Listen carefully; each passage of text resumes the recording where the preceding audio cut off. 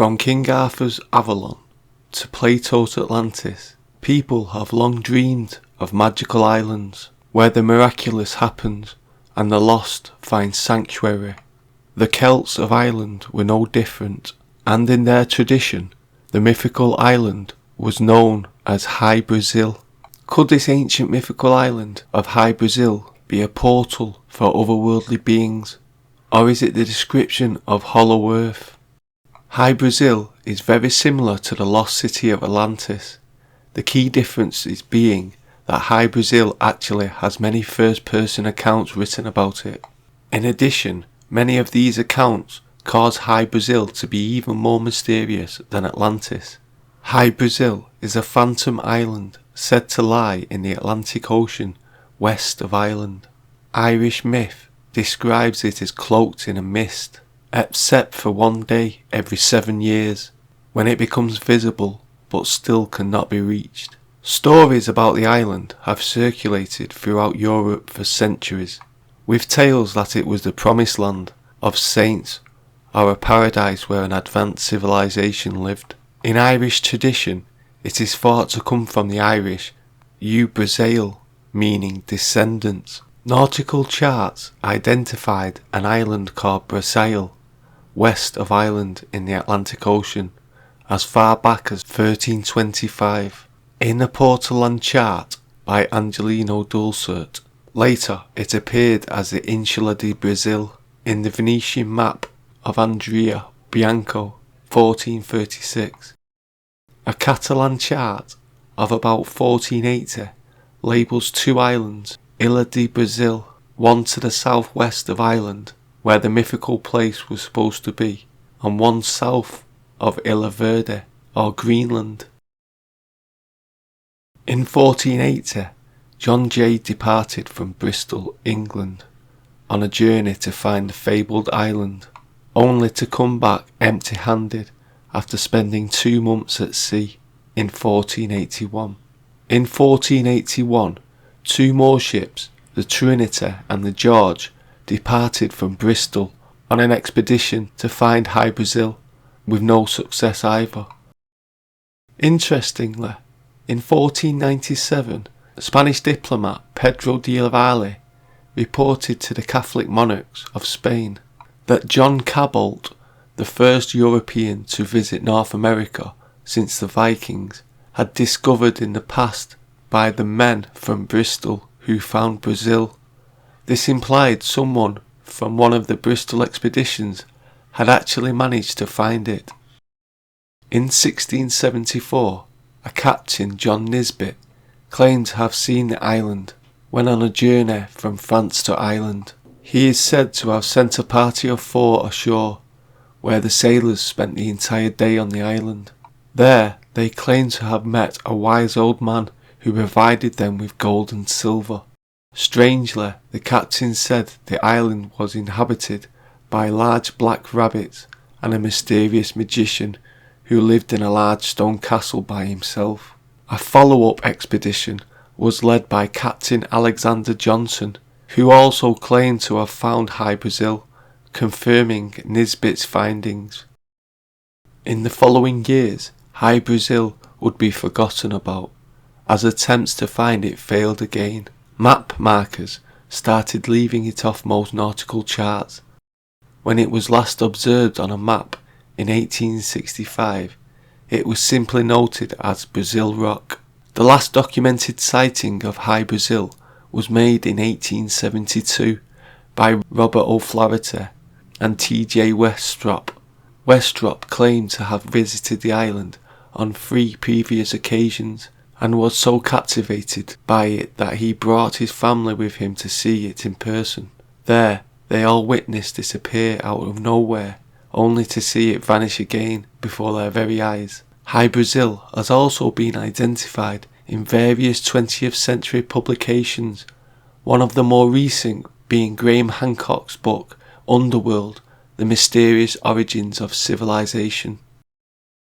Great Island, a similar west of Ireland place, is in Irish myths, of which are believed to have influenced the Vikings. Great Island, also known as White Man's Land, and in Latin, Iberia Major, and Albania, was a land said by various Norsemen to be located near Vinland.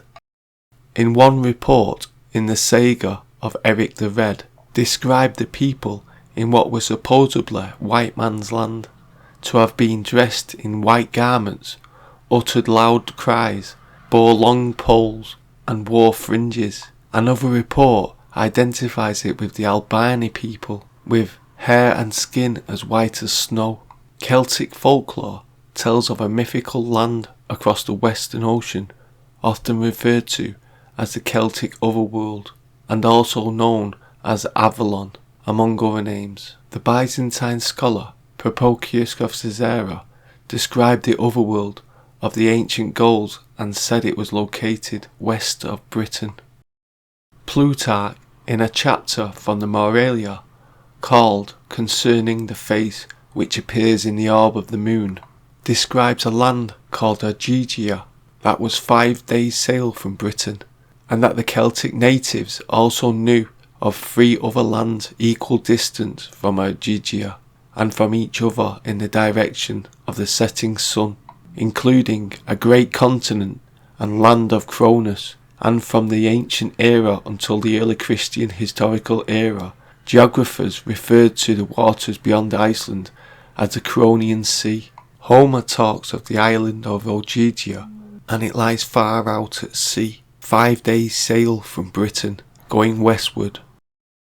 Irish documents called Imrama from the 6th and 7th centuries supposedly record the adventures of Irish priests in the Western Ocean, while other folklore stories tell of an Atlantic voyage of those like Saint Brendan and King Arthur, often considered mythical. Gerardus Mercator refers to Jacob Canoin, who had learned that 8 men returned to Norway from an expedition to the Arctic Islands in 1364. In a letter to John Dee in 1577, stating specifically that the 8 men who came to Norway in 1364 were not survivors of a recent expedition, but descended from the colonists who had settled the distant lands several generations earlier, and claimed to be the descendants of King Arthur's expedition. Duinn is a mythological island to the west of Ireland, where souls go after death. In Irish mythology, Duinn, the Dark One, from Proto-Celtic, is an ancestor of the Gaels, and is believed to have been the god of the dead. Duinn is said to dwell in Duinn, the House of Duinn, or the House of the Dark One. A 9th century poem says that Dunn's dying wish was that all his descendants would gather at Duinn after death. The 10th century tale, Fingin's Vigil, says that Duinn is where the souls of the dead gather. In their translation, Anne Dooley and Harry Rowe commented that to go to the House of Duinn in Irish tradition means to die. This suggests that the pagan Gaels saw Duinn as their ancient ancestor and believed they would go to his abode when they died. Duinn may have been thought of as a place where the souls of the dead gathered before travelling to the final destination in the other world, or before being reincarnated. According to Julius Caesar, the Gauls claimed descent from a god of the underworld. Both Saint Berind and Saint Brendan found the island on their respective voyages, and returned home with nearly identical descriptions of Hy Brasil, which they dubbed the Promised Land. The Christian writers who put together the Liber Gabala Erna made Duinn one of the Milesians, the mythical ancestors of the Gaels. The Milesians invade Ireland and take it from the Tuatha De Danann. During the invasion, Eru, one of the goddesses of Ireland, drowns in a shipwreck off the southwest coast. Duinn is then buried on a rocky island which becomes known as Duinn. In the literature, Duinn is said to lie or beyond the western edge of Ireland. Duinn is commonly identified with Bull Rock, an islet off the western tip. Bull Rock resembles a portal tomb as it has a natural tunnel through it, allowing the sea to pass under it as if through a portal.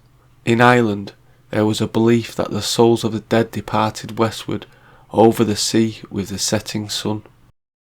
In one of the most famous UFO encounters ever, known as the Rendlesham Forest Incident, a strange craft is reported to have landed outside a US military base in the UK. Sergeant Jim Penniston claims to have touched this craft and telepathically received 16 pages of binary code into his mind. He wrote down the code the next day and had it translated decades later.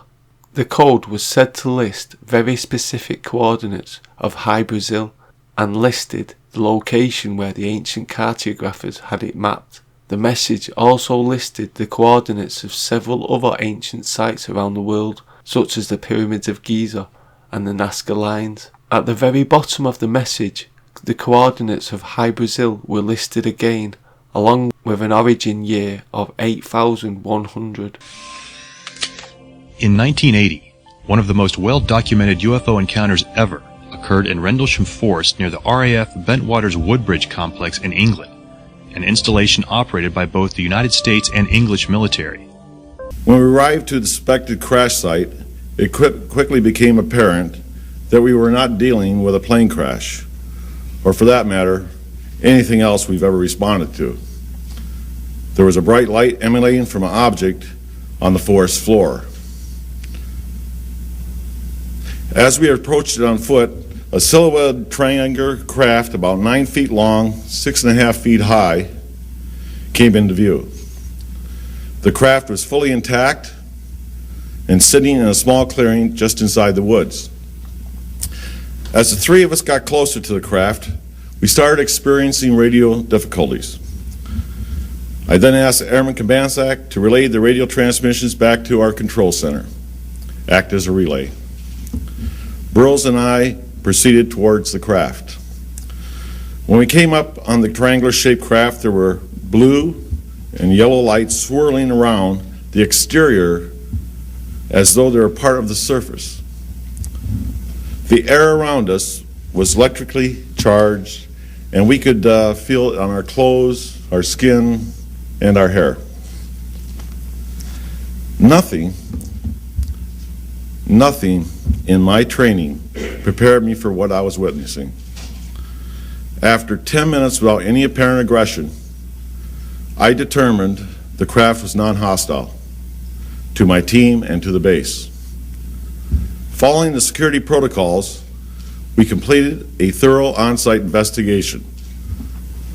This included a full physical examination of the craft, which included photographs and my notebook entries that I had at the time, and relays with the radio through Airman Kabansak to our control center. Those were required. On one side of the craft, there were symbols that measured 3 inches high, and they're approximately about 2.5 feet long. These symbols were pictorial in design. The largest symbol was a triangle and was centered in the middle of the others. These symbols were etched into the surface of the craft, which was warm to the touch.